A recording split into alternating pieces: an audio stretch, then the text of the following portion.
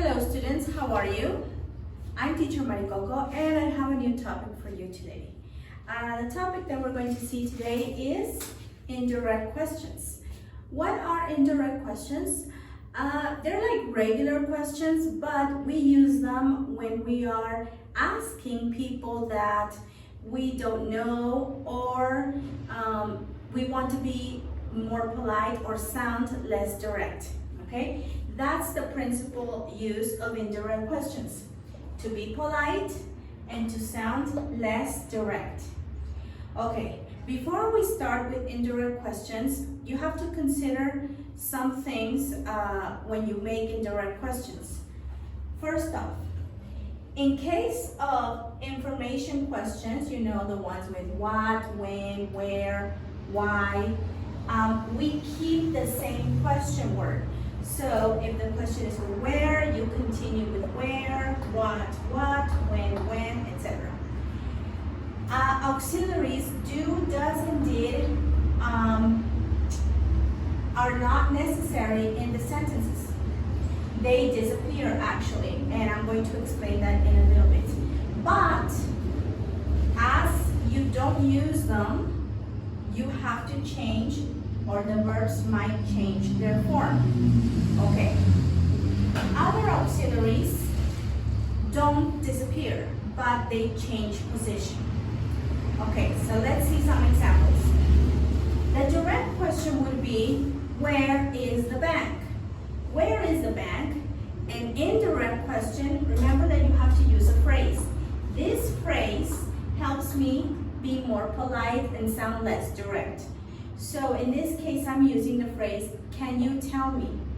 Can you tell me where the bank is? What happened to my original question? I changed the position of my auxiliary be, is, with my subject, the bank, because the question is formed here. Can you tell me? So I can't have two questions together, okay? So my question is here. Can you tell me what is the information that I need? Where the bank is. So let's say that we change this from a question form to a sentence form. Okay, next example. What time does the store open? That's my direct question. I'd like to know. I'd like to know is anticipating a question. So you say, well, I'd like to know what time the store opens. Remember, I'm not making a question anymore. So this is not necessary. Does is not necessary, but my verb open has to change. I'd like to know what time the store opens. Okay? When did the event start? That's my question. When did the event start? I'm using the phrase, do you know? I'm forming my question with, do you know? Do you know when the event started? What happened here? Same thing. I'm not making a question, so did is not necessary, but I have to change my verb. Do you know when the event started? Because my question is still in past, okay? Who is the manager? I was wondering, that's going to be my phrase, I was wondering who the manager is. It's very similar to the first example. Remember, verb to be does not disappear, only changes order. So from a question form to a sentence form, who the manager is. I was wondering who the manager is. Which bus goes to the city center? That's my direct question. I'm using the phrase, could you tell me? It's very similar to this, but instead of can, I'm using could. Could you tell me which bus goes to the city center? Nothing changed here because the form of my original question is already a sentence form. I don't have any auxiliaries, my verb is in the correct form, so in this case, I don't have to change anything. Could you tell me which bus goes to the city center? All right.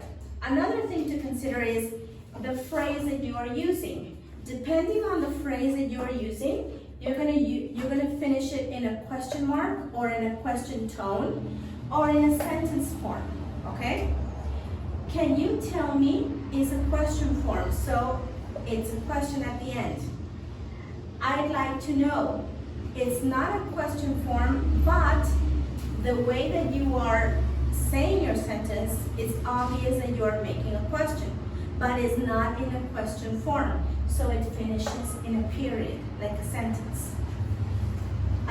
Question form, do you know? I was wondering. Again, it's not a question structure, but you are asking a question. So, I was wondering is a sentence form, you finish it in a period. Okay? And the last one, again, this is very clear, that is in a question form, so you finish it in a question mark. Okay, guys, these were examples with open questions such as where, what, when, who, and which. But you know, in English, there are two types of questions. Information questions, or WH questions, and there are also yes-no questions.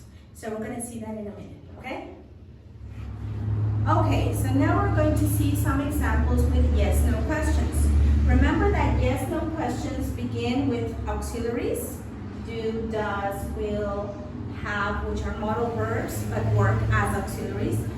And the answer to these questions is yes or no. Yes, I do, no, I don't. Yes, he does. Yes, I can, no, I can't, etc. When you use a yes-no question as an indirect question, you have to add the word if or whether to indicate that the answer will be yes or no, because you're changing the structure. So this helps the listener understand that the answer is going to be yes or no. Let's look at this example. Do you live around here? I was wondering, that's going to be my phrase, I was wondering if you live around here. Remember the rule? We eliminate auxiliary do, does, did. So as you eliminate do, nothing happens to the verb when you're using do. So I was wondering if you live around here. Okay, and remember it's in a sentence form. Does he work in the building? Do you know whether or if, remember I can also use if, whether he works in the building? I'm eliminating the auxiliary does, but I'm changing my verb because my question is in third person. So I have to continue in third person. Did she call you last night? Do you remember if she called you last night? I'm eliminating did. And I'm modifying my verb in past because my question has to continue in past. Do you remember if she called you last night? Okay, so in these three examples, I'm eliminating the auxiliary do, does, did because I am not using a question structure. I am using a sentence structure, okay? Now, let's look at other examples where the auxiliary or the modal verb that works as an auxiliary does not disappear. It only changes order or changes position, okay? So here, will you be here on time? Or, sorry, will he be here on time? I'd like to know whether he will be here on time. So from the question form, will he, we change it to the sentence form, he will, okay? So I cannot eliminate will, but I have to change it from a question form to a sentence form. Have you paid your ticket? Could you tell me if you have paid your ticket? So from the question form, have you, to the sentence form, you have. All right? Can I park my car here? Okay, in this is a special situation where I'm asking for permission. Can I is a way to ask for permission. So I can use the phrase, do you mind, to indicate that I am asking for permission. And in that case, because I'm using the phrase, do you mind, I can omit can and I say, do you mind if I park my car here? Because do you mind is doing the same function as can. Yes, asking for permission. Okay, so remember to consider these three things. For yes, no questions, add if or whether. Do, does, did. Any of these auxiliaries is not necessary, but might change the verb, like here in third person or here in past. Other auxiliaries only change order. They don't disappear, but from a question form, they turn into a sentence form. Okay? And for any indirect question, you can add, before you even ask the question, excuse me. This will make you sound even more polite, especially when you're talking with someone that you don't know. Okay, so this was all, guys. I hope this was useful for you.